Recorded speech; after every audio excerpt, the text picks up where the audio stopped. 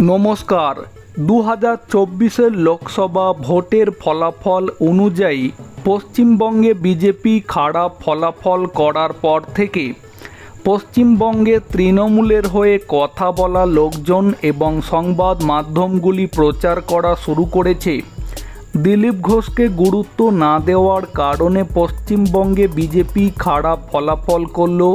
আবার কেউ কেউ বলছে শুভেন্দু অধিকারীকে অতি গুরুত্ব দেওয়ার কারণে পশ্চিমবঙ্গে বিজেপির ফলাফল খারাপ হলো। এখন ঘটনা হচ্ছে পশ্চিমবঙ্গে তৃণমূলও চাইছে যে এই খারাপ ফলাফলের পরে বিজেপির মধ্যে যত কাদা ছোড়াছুড়ি অন্তর্কলহ হবে তত বিজেপির ক্ষতি হবে এবং সেটা তৃণমূলের জন্য ভালো হবে। এখন ঘটনা হচ্ছে 2024 লোকসভা ভোটের পরে পশ্চিমবঙ্গে ফের আবারও 4টি বিধানসভা আসনে উপনির্বাচন হবে। আর এই উপনির্বাচনের আগে পশ্চিমবঙ্গে বিজেপির খারাপ ফলাফলের পরে এই দিন বিজেপির কোর কমিটির একটি বৈঠক হয়ে গেল। যে বৈঠকে বিজেপির গুরুত্বপূর্ণ অনেক নেতানেত্রী উপস্থিত থাকলেও এই দিনের কোর কমিটির সেই বৈঠকে শুভেন্দু অধিকারী উপস্থিত থাকলেন না।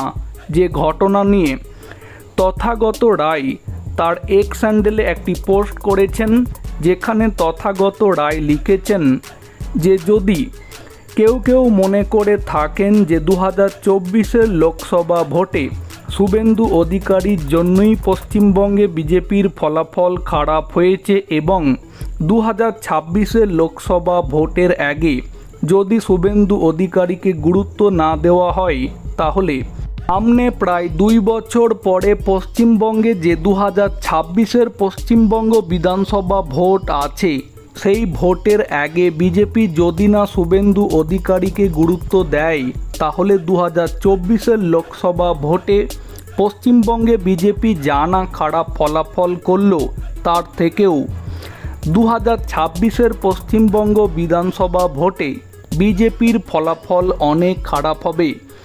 এখন কথা হচ্ছে তথাগত রায়ের এক্স হ্যান্ডেলে করা এই পোস্টটির পরে বিজেপির যারা কর্মী সমর্থক আছেন এবং পশ্চিমবঙ্গের সাধারণ জনগণ যারা অন্তত চাইছেন 2026 পশ্চিমবঙ্গ বিধানসভা ভোটে অন্তত পশ্চিমবঙ্গে একটা প্রকৃত পরিবর্তন আসুক, তারা প্রত্যেকে যেটা বলছেন 2024 লোকসভা ভোটে বিজেপি যে খারাপ ফলাফল করলো, কেন করলো, এই ভুল থেকে শিক্ষা নিয়ে সেই ভুলগুলিকে শুধরে নিয়ে এই 2 বছর অন্তত সবাই একসাথে কঠোর পরিশ্রমের সাথে কাজ করুক, তাহলেই 2026 পশ্চিমবঙ্গ বিধানসভা ভোটে পশ্চিমবঙ্গ থেকে বিজেপি অবশ্যই ভালো ফলাফল করবে।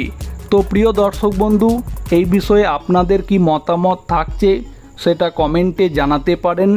ভিডিওটিকে সম্পূর্ণ করে দেখার জন্য অসংখ্য ধন্যবাদ।